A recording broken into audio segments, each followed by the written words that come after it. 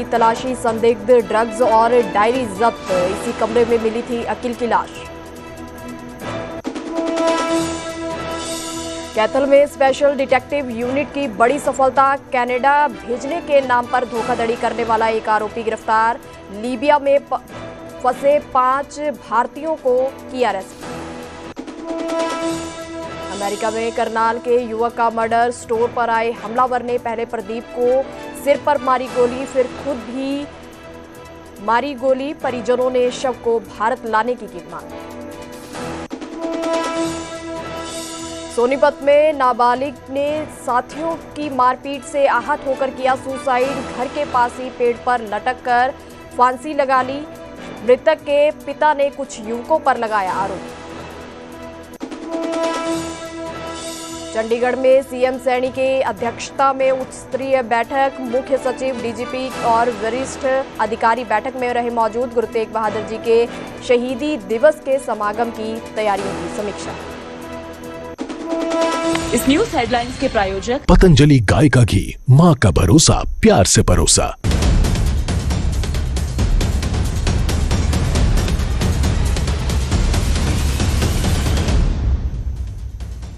नमस्कार, न्यूज 18 पंजाब हरियाणा देख रहे सभी दर्शकों का स्वागत है। मैं हूं आपके साथ प्रीति पॉल। बुलेटिन की शुरुआत करते हैं। पूर्व डीजीपी मुस्तफा के बेटे की डायरी ने राज खोले हैं। डायरी में सोशल मीडिया पर कई बातों का जिक्र किया गया है। मौत से पहले अकील ने सोशल मीडिया पर जो वीडियो डाला था, वीडियो में पिता, मां और पत्नी और बहन पर उसकी तरफ से आरोप लगाए गए थे। डायरी में उन सभी बातों का जिक्र है जो सोशल मीडिया में वीडियो में कहा गया था। पूर्व डीजीपी को जांच में शामिल करने के लिए पुलिस की तरफ से नहीं बुलाया गया। विसरा रिपोर्ट आने के बाद ही मौत के कारणों का खुलासा होगा। तो पटियाला के डी एडिक्शन सेंटर में अकील को 2 बार इलाज के लिए उसे दाखिल करवाया गया था। डी एडिक्शन सेंटर के संचालक को भी पूछताछ के लिए बुलाया गया है। तो बता दें कि पूर्व डीजीपी मुस्तफा के बेटे की जो डायरी है उसमें से ये बातें सामने आई हैं, जो उसने अपनी मौत से पहले जो उसका वीडियो था, वीडियो में उसकी तरफ से कहा गया था अपने पिता, माँ और अपनी पत्नी के ऊपर उसकी तरफ से आरोप लगाए गए थे। तो उन सभी बातों का जिक्र इस डायरी में बताया जा रहा है। हालांकि पुलिस की तरफ से इस पूरे मामले की जांच की गई है।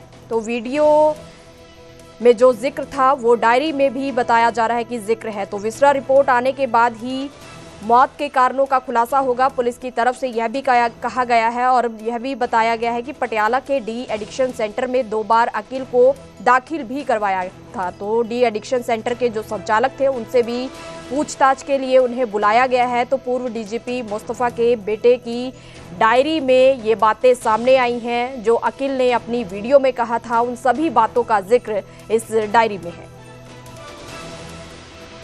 तो अधिक जानकारी के लिए मेरे साथ मेरे सहयोगी तारा ठाकुर फोन लाइन पे हैं।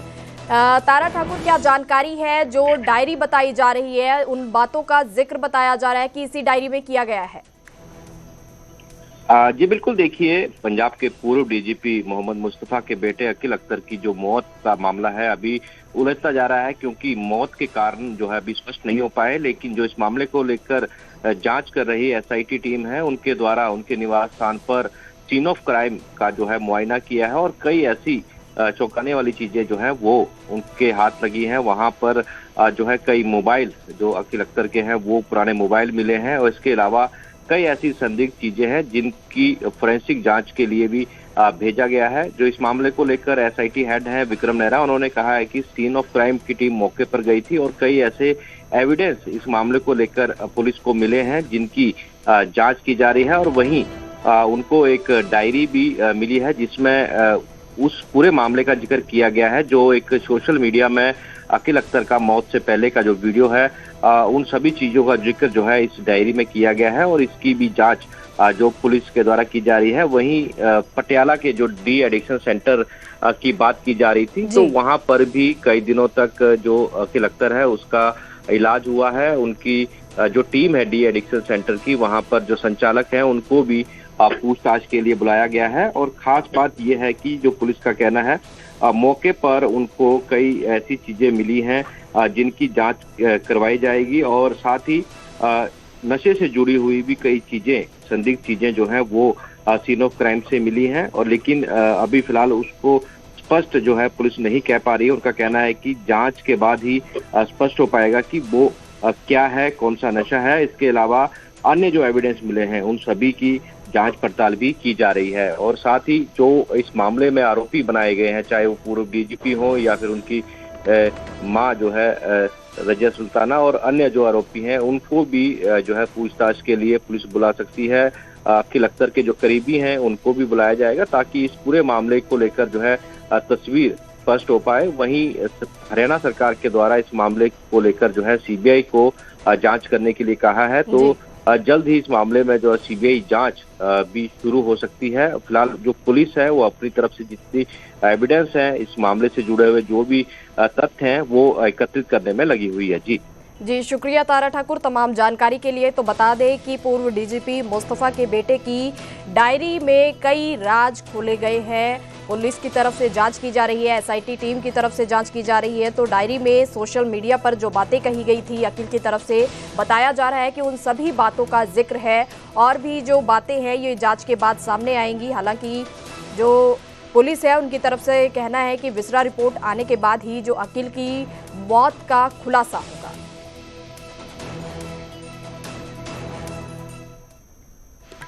तो पूर्व डीजीपी मुस्तफा के बेटे की मौत की जांच जारी है। एसआईटी ने पंचकुला में अकील अख्तर के कमरे की तलाशी ली है। अकील के कमरे में ड्रग्स और डायरी भी बरामद की गई है। एसआईटी ने कमरे से संदिग्ध नशीले पदार्थ भी बरामद किए हैं। नशीले पदार्थों को जांच के लिए सीएफएसएल में भेजा गया है। इसी कमरे में बता दें कि अकील का शव बरामद हुआ था। बता दें कि अकील के लिए आज शाम 4 बजे मलेरकोटला स्थित उनके घर पर दुआए मगफिरत की जाएगी। 16 अक्टूबर को संदिग्ध परिस्थितियों में उनकी मौत हुई थी, जिसके बाद से यह पूरा मामला गरमाया हुआ है, क्योंकि पूर्व डीजीपी का इसमें नाम आ रहा है, उनकी पत्नी और उनकी बेटी का भी नाम सामने आया है, जिसकी वजह से यह पूरा मामला हाई प्रोफाइल बनता जा रहा है। तो बता दें कि अकील की मौत को लेकर जांच जारी है। उनके कमरे की तलाशी ली गई है, जिसमें से काफ़ी सामान एसआईटी को बरामद हुआ है। ड्रग्स बरामद हुए हैं, उनकी डायरी बरामद हुई है, जिसमें बताया जा रहा है कि कई वो बातें सामने आई हैं जो अकील की तरफ से अपनी वीडियो में उसका जिक्र किया गया था। चीज़ें हैं वो सारी तो डिस्क्लोज नहीं की जा सकती, लेकिन कुछ चीज़ें डाउट संदिग्ध हैं जो हो सकता है, हमें लगता है कि वो कोई नशे से संबंधित हों, लेकिन कोई ये प्राइमा फेसाई देखने में, बाकी तो जो जांच रिपोर्ट आएगी फॉरेंसिक की उसी से क्लियर हो पाएगा कि वो चीज़ें क्या क्या हैं। डायरी हमने जो मृतक के परिवार को नोटिस इशू किया था कि उससे जुड़ी हुई जो भी चीज़ें हैं, डायरी है, मोबाइल फ़ोन है या और भी कोई इलेक्ट्रॉनिक डिवाइस है, तो डायरी हमें प्रोवाइड करवा दी है परिवार ने।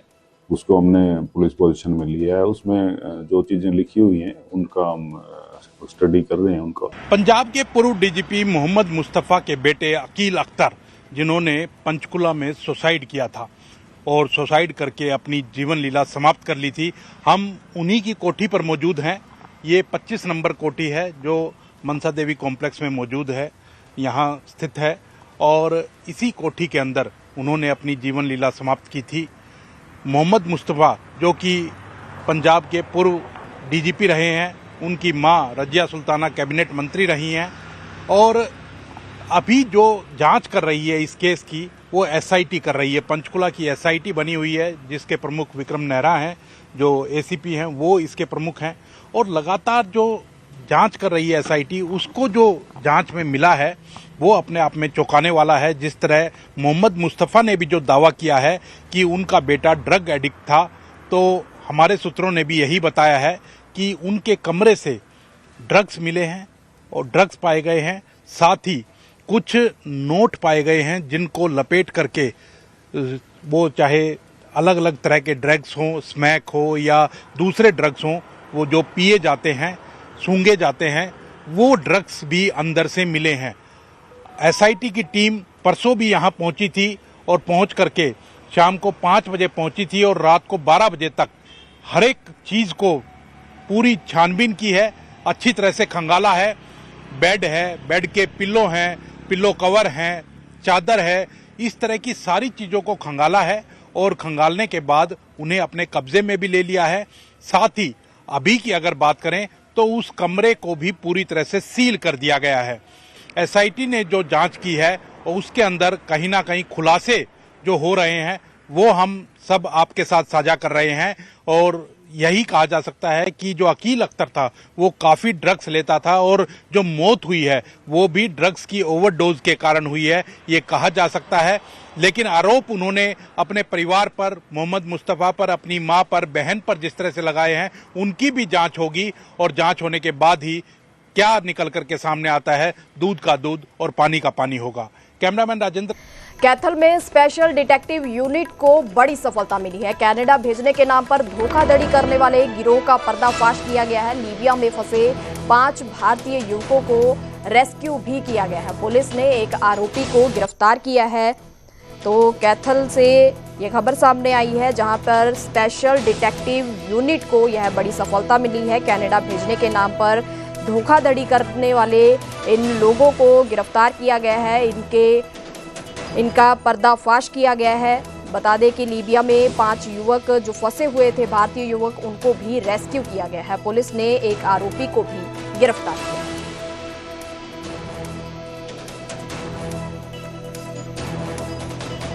किया है। फतेहाबाद जिले का उसका जो मास्टर विजन नाम से एक आइलेट सेंटर चलाता है, उससे उनकी बात हुई थी। उसने नेक्स्ट एक पर्सन था मान, जो कि फतेहाबाद का निवासी था, गांव साधनावास का, उससे उनका टाई अप करा दिया। और जो मान था उन्होंने करा कि 26 लाख पर हेड, मतलब पर पर्सन वो उनको कनाडा भेज देंगे।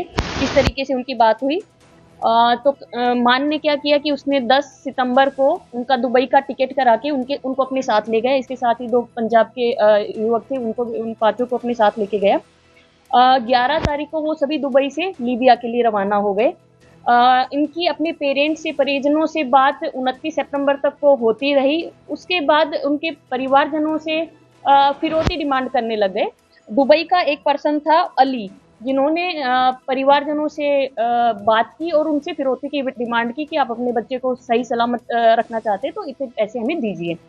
अब मामले की जैसे ही हमारे पास कंप्लेंट रिसीव हुई, राजौंद के जो हमारे पास कंप्लेनेंट आए, जैसे ही कंप्लेनेंट हमारे पास उन्होंने पूरा ये मैटर बताया तो काफ़ी सीरियस मैटर था। हमने तुरंत FIR रजिस्टर की और हमारी जो स्पेशल डिटेक्टिव यूनिट है उसको हमने ये जो जांच है वो सौंप दी। इसमें जो हमारे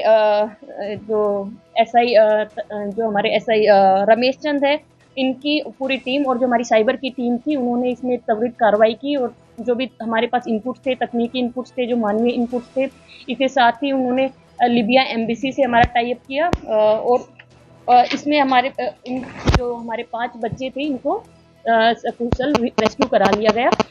इनमें से 3 बच्चे हैं वो कैथल जिले। सिडनी वनडे में भारत की तरफ से शानदार जीत हासिल की गई है। भारत ने ऑस्ट्रेलिया को 9 विकेटों से हराया है। रोहित ने 105 गेंदों में शतक लगाया है। तीसरे वनडे में भारत की तरफ से यह शानदार जीत हासिल की गई है। बता दें कि जो यह मैच है सिडनी वनडे में भारत की तरफ से यह शानदार जीत हासिल की गई है। भारत ने ऑस्ट्रेलिया को 9 विकेटों से हराया है, जिसमें भारत को यह जीत हासिल हुई है। रोहित ने 105 गेंदों में शतक लगाया है। तीसरे वनडे में भारत की तरफ से यह शानदार जीत हासिल की गई है।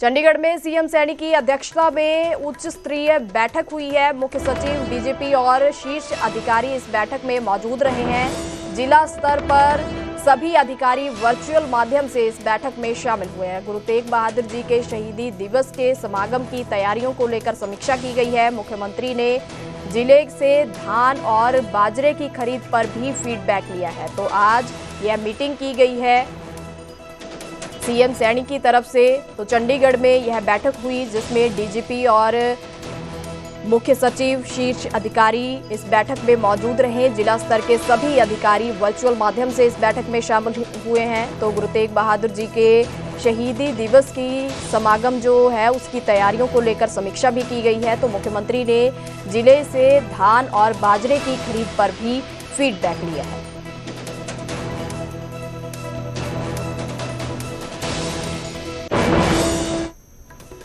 अनिल विज का कांग्रेस के प्रदेश अध्यक्ष राव नरेंद्र पर आरोप लगाया गया है। जितना ज्यादा भ्रष्टाचार उतना बड़ा पद, अनिल विज की तरफ से यह आरोप लगाया गया है। कांग्रेस का ये पैमाना रहा है।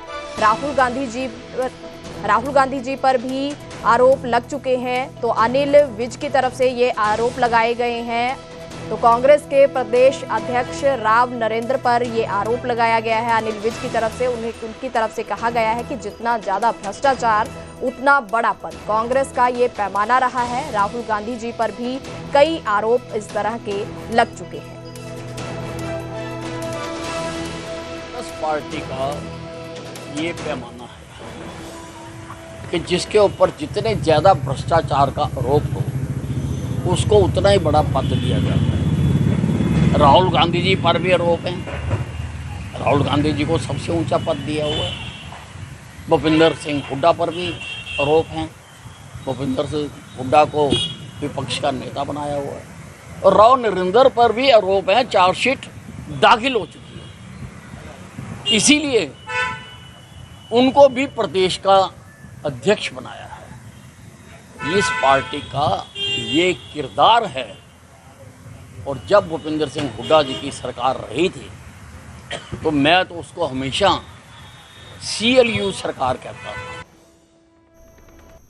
कुरुक्षेत्र में भारतीय किसान यूनियन चढ़ूनी ग्रुप की बैठक हुई है। धान के घोटाले की CBI जांच की मांग की गई है।